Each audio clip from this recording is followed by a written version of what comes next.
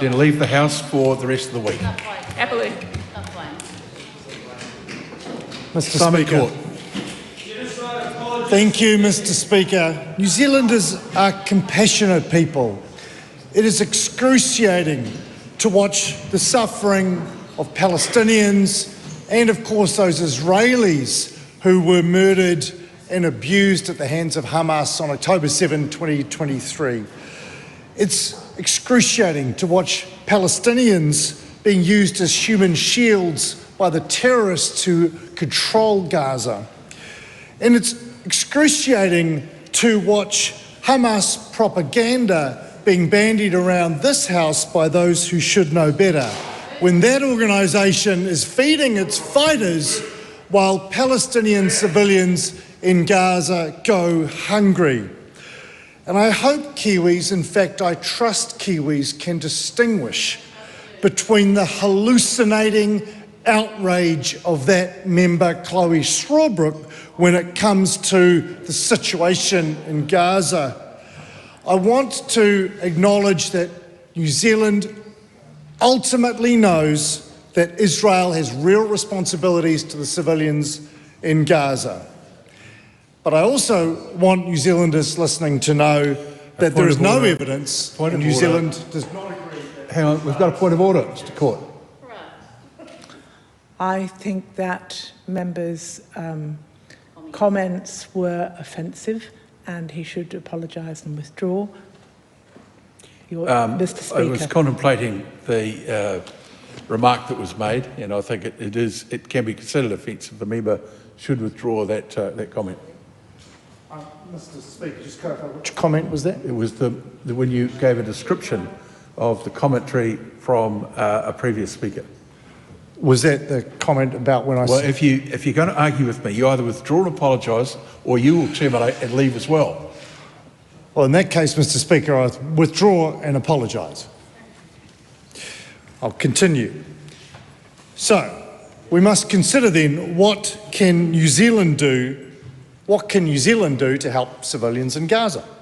Well, the Prime Minister stated today, and thank you, Honourable Penny Henare, for acknowledging New Zealand has donated roughly $37 million in aid that Israel and the United States, as well as the United Nations, are helping get to civilians in Gaza. That is important, but then we come to the question in this debate: should New Zealand recognise a state of Palestine, which may include Gaza and areas of the West Bank of the River Jordan, a place where millions of Palestinians live? Well, before I address that, I just want to put on the record that Israel withdrew entirely its military forces and its control of the Gaza Strip in 2007 and left it to the Palestinian administration to rule. All Israelis were removed, their homes, their businesses, even their graves and the bodies of their dead ancestors were removed. What happened next? Hamas took over and they turned it into a terrorist state. Therefore, what should New Zealanders and our government be thinking about as we consider the question posed by the Honourable Penny Henare? Well, security must come before politics. There cannot be progress towards recognising a Palestinian state until all Israeli hostages are returned and Hamas is dismantled. That is the position our Foreign Minister has again reiterated today. Both states or entities must recognise and uphold the civil liberties of their own people, as set out in the Universal Declaration of Human Rights. And recognition matters, because any deal that includes clear recognition of a Palestinian state must also include recognition by the Arab states that support the creation of a state of Palestine of Israel as the Jewish state and home of the Jewish people, and an end to claims against its very existence.